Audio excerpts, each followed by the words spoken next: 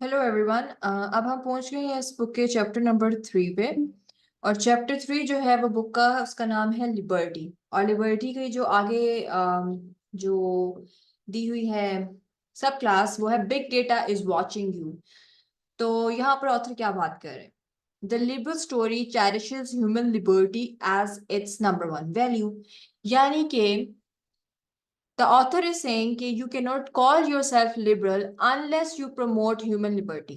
और human liberty हर चीज में मतलब आप एक इंसान को फ्रीडम दे रहे हैं कि वो अपनी मर्जी से फैसले कर सके, उसको हम कहते हैं लिबरलिज्म। ठीक है।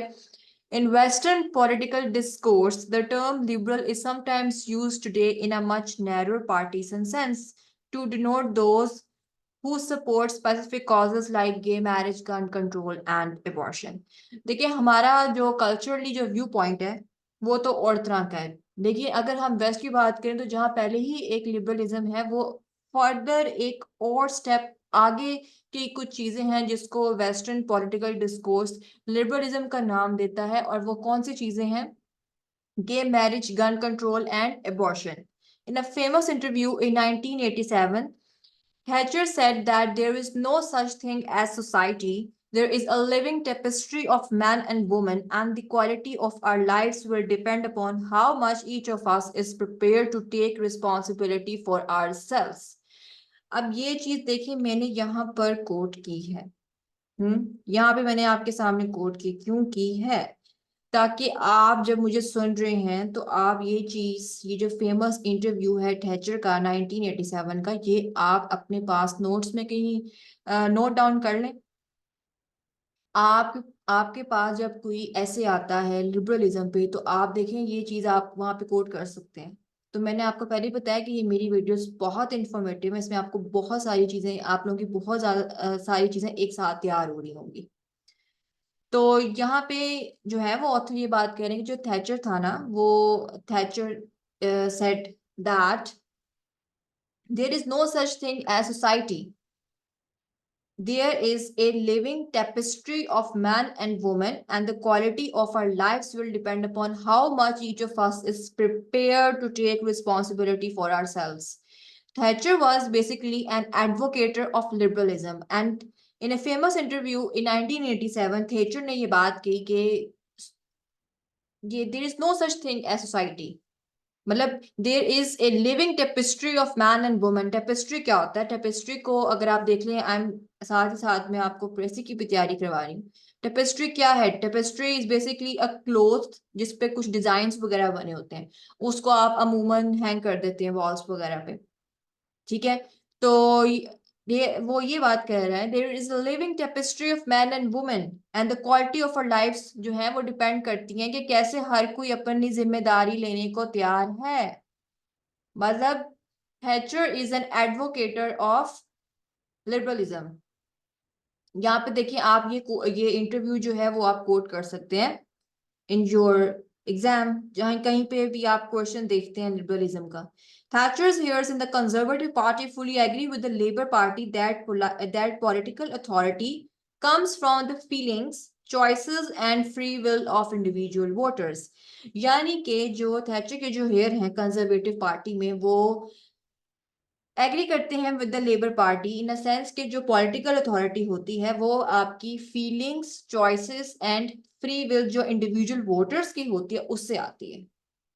और आपको पता है कि करंट सिनेरियो में पाकिस्तान में जो है इलेक्शंस का सीन है, तो आप ये जो बातें हैं या आप देखिए कोट कर सकते हैं अपने एग्जाम्स में कि जी देखिए पॉलिटिकल अथॉरिटी, आप ये आर्गुमेंट दे सकते हैं। Political authority comes from the feelings, choices and free will of individual voters. Referendums and elections are always about human feelings, not about human rationality।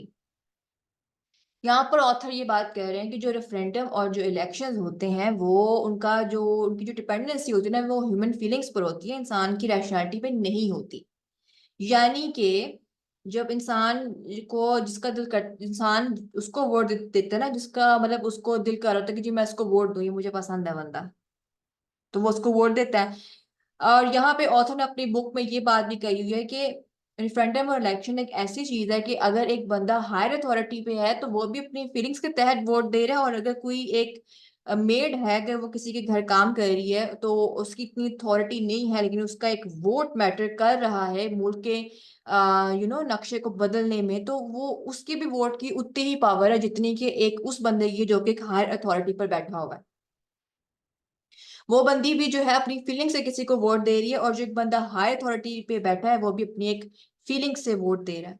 Democracy assumes that human feelings reflect a mysterious and profound free will, that this free will is the ultimate source of authority, and that while some people are more intelligent than others, all humans are equally free. अब ये चीज देखिए आप कहाँ coat कर सकते हैं, democracy वाले ऐसे में, डेमोक्रेसी वाले क्वेश्चन में। आपको मैं साथ साथ देखिए नोट्स भी प्रोवाइड कर रही हूँ। डेमोक्रेसी जो है वो क्या कहती है कि जो ह्यूमन फीलिंग्स हैं वो रिफ्लेक्ट करती हैं इंसान की फ्री विल को, और जो फ्री विल है वही असल में अल्टीमेट सोर्स ऑफ अथॉरिटी है। और हो सकता है कि कुछ लोग दूसरे लोगों से ज्यादा ज़हीन हो, लेकिन सारे लोग जो हैं वो इक्वली फ्री हैं। वोट वो सब देते हैं, चाहे कोई एक किसी से ज्यादा ज़हीन है या उसको लग रहा है कि जी मैं अपनी इस जहानत से किसी को वोट दे रहा हूँ, लेकिन when it comes to free will all people are equal. किसी का जब वोट देते हुए जो उसकी पावर है वो ऊपर नीचे नहीं होती।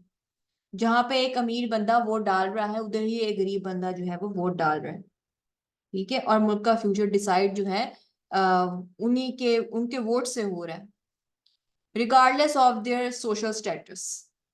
Feelings guide not just the voters but also the leaders. Feelings जो है वो सिर्फ वोटर्स को गाइड नहीं करती, लीडर्स भी जो है वो भी अपनी फीलिंग्स से जो है वो पॉलिसीज बना रहे होते हैं, या मुल्क के लिए वो काम कर रहे होते हैं, या मुल्क के लिए वो क्या कहते हैं, मुल्क का एक नक्शा बदलने पे जो उनका जो डिपेंडेंसी होती है, जो हालात को बदलने पे जो उनका एक वो कहते हैं ना, जो उनका एक स्टैंडर्ड होता है वो भी वो फीलिंग्स के तहत ही वो चल रहे होते हैं, लीडर्स भी। This reliance on the heart might prove to be the Achilles heel of liberal democracy. See, you can quote this as well, बल्कि आप ये लाइन कोट कर सकते हैं और रेफरेंस दे दें कि जी 21 lessons for 21st century by Yuval Noah Harari की किताब में देखें ये बात लिखी है। और एक्लिस हिल मैंने आपको देखिए आपको मैं साथ प्रेसी की तैयारी भी करवा रही हूँ, ये टर्म बहुत इंपॉर्टेंट है, अक्सर ये पेपर में आई होती है। और इसका मतलब क्या है, वल्नरेबल पॉइंट, वीक पॉइंट। तो यही ऑथर ये बात कर रहे हैं कि ये जो इंसान जो अपने दिल पे जो दिल की जो सुनता है ना, या जो उस पर डिपेंड कर रहा होता है, जिसके दिल की आवाज होती है, वो बाजों का वही असल में लिबरल डेमोक्रेसी का वीक पॉइंट है। ठीक है, यानी कि लिबरल डेमोक्रेसी जो है वो इस कदर इंसान की अपनी जो जाती फ्री विल है उस पे उसका इस कदर जो है वो इन्हिसार है। आई होप कि आपको ये लेक्चर पसंद आया होगा, और मैं मजीद वीडियोस अपलोड करती रहूंगी। एंड साथ ही साथ if you are liking these videos, please please subscribe to my YouTube channel. ठीक है, थैंक यू सो मच।